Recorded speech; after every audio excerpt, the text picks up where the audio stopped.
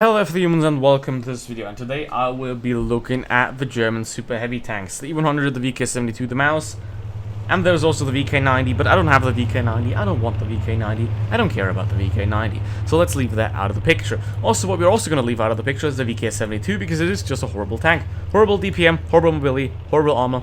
Yes, it's good from the front. The second you turn 1mm to the side, everyone can pen this spot right here. Don't get this tank, it's trash. Then, the second best of the German 210 super heavy tanks is, in my opinion, the Maus. Now you may ask yourself, why do I think that the Maus is the second best, even though it performs the best for the good players, according to Wargaming, on the Discord server. I also have a Discord server if you want to join. So what do I think that the Maus is the second best if it does perform better than the E100 for good players? Well, that's simple.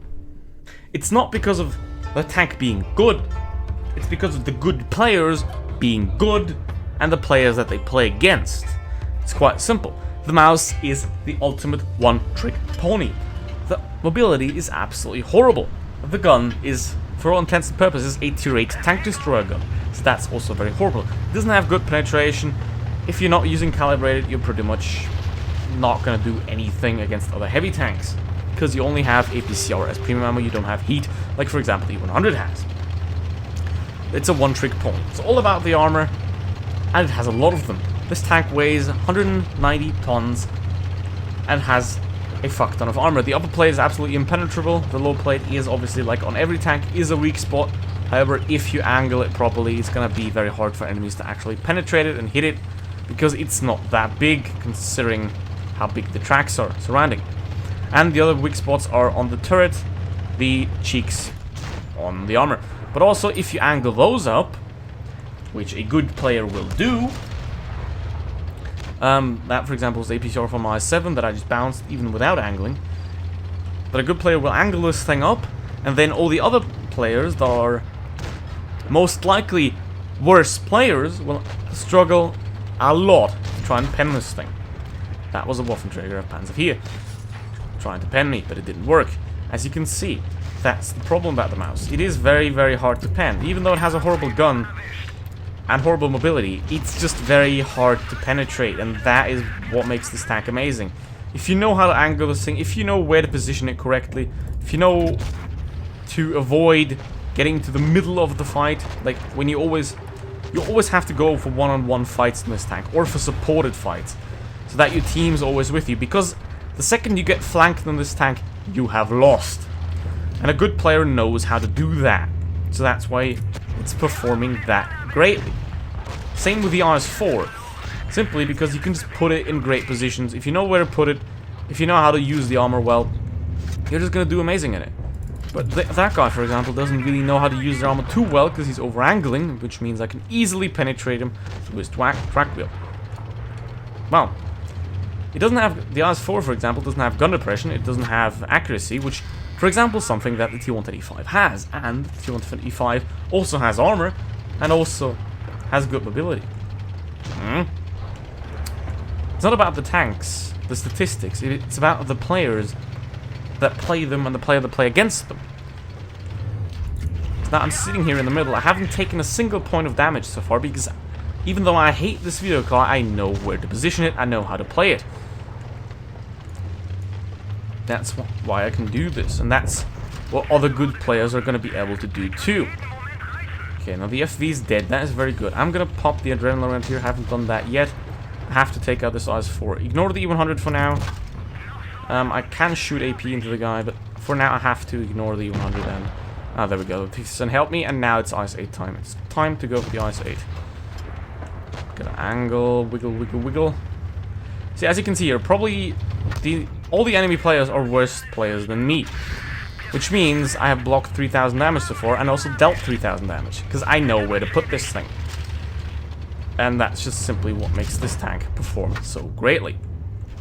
Because good players are going to know how to use it.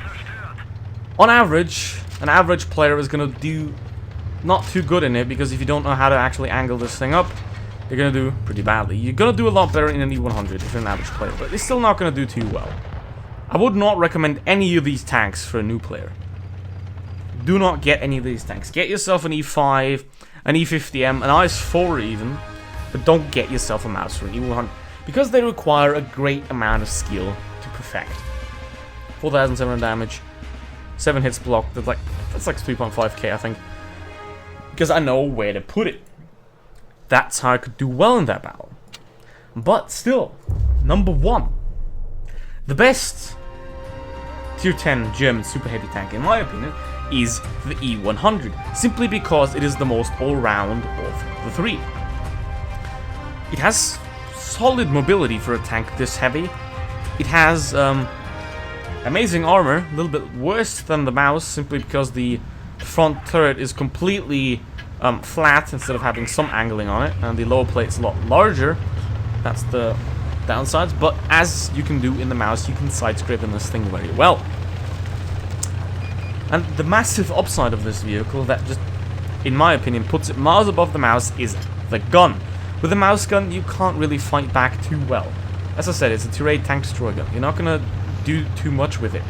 If you're in a bad fight with medium tanks, you're just gonna get wrecked. But with the E100, you have a 152mm monster gun that you can do stuff like this with. This is what you can't do in a mouse. Boom! 1,200 damage into the ass of an FE4 202. That right there is one of the exact reasons why this tank's better. It's faster, the armor's slightly worse, but it has a better gun. It's just a lot more all-rounded, a lot more well-balanced than the mouse. Obviously, it is easier to penetrate, because a tank without armor can barely be overpowered. Like, for example, even if the Leopard 1 would have 5,000 DPM, you would see it struggle to do really well. Because simply everyone can pen it without a problem. Armor is a good way to get rid of noobs and make something overpowered. Like, have you ever thought of what tanks do come to your mind when you think of overpowered tanks? Yes, exactly. IS-4, Object 252U. All those tanks have very good armor. Because armored tanks are a lot harder to deal with for bad players. That's what makes them good. That's what makes the mouse and the IS-4 perform that well. I don't know how he missed. I don't know how I missed. Don't ask me. I have no damn clue. But yeah, I have... What is this team, man? For real. I tried to secure the flank and have them do their job over there, but... What the fuck? Yeah. Yeah. I mean, it's Russian bias, okay? We can just stop that, okay? Let's block the Sheridan. Gotta do that. But obviously, he's just faster. See, in an E5 and a 215B, I can turn around, I can face the Sheridan, but I have no chance in an E100 or a mouse. That's just what makes these tanks bad, in my opinion. You're not very versatile, you're a one-trick pony, you're good at one thing, and that's it. And if you don't have a team and there's a lot of people on you, you can't get away because you're very slow, you can't fight back too well because your gun's not that good. Like, for example, in a 113 or something like that, I would have had a lot better chance of winning there because I had more DPM, I'd have more speed, I'd have pretty good armor too. Like, nobody could pen my turret in the 113. The hull is quite weak, but you can side scrape it, you can do stuff like that. Sure, I did better in the mouse, but I also had a very better team in the mouse. So a lot of it depends on the team, and that's the problem with these tanks. In a tank like the E5, in a tank like the T125, you can go by yourself, and you can do all that. You can get done with pretty much any other tank in the game. In the mouse, or the E100, you're reliant on having a team, because you just can't fight on two flanks at the same time. You can't move to different flanks in the battle. You're stuck to where you are. And if you're surrounded, you're just dead. That's why slow tanks are very bad, Blitz. They do perform well, though, because armor means people that don't know how to play the game, don't know how to aim, are going to have a really bad time penning you. Therefore, you have a great chance of just destroying them, even though you're the worst tank. Like, if an Object 140 player is sitting in front of you and is not even trying to outflank you, then obviously you're going to do amazing. Because they just don't know better. So, to conclude, are these 3 tanks good? No. Are they good against noobs? Yes. Are they good when you're a good player for you? Yes. Should you get them? No. Should you give this video a like? No. But anyway, thank you very much for watching. See you next time. Goodbye.